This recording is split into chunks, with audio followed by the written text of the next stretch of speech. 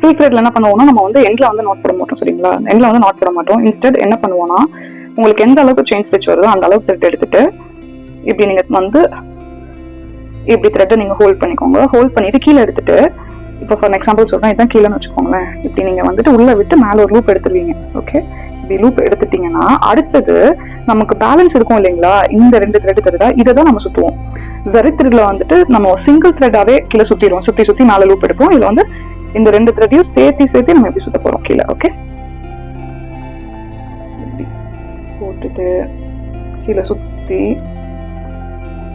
இப்படி வரும்போது நமக்கு வந்து டபுள் த்ரெட்டா தெரியும். உங்களுக்கு திக்னஸ் தெரியுது. இது ஒரு த்ரெட், இது ஒரு த்ரெட். பொறுமையா பண்ணுங்க, த்ரெட் வந்துடாம. புரியுதா? இது ஒரு த்ரெட், இது ஒரு த்ரெட். இப்படி நம்ம பஞ்ச் பண்றோம், மேல வரும். கிளாத் கிட்ட இப்போ த்ரெட்டும் நீட்லும் அட்டாச் ஆகி ஒட்டி இருக்கு. இப்போ இப்படி ட்விஸ்ட் பண்ணி இப்படி இருக்கிறோம், மேல வருது.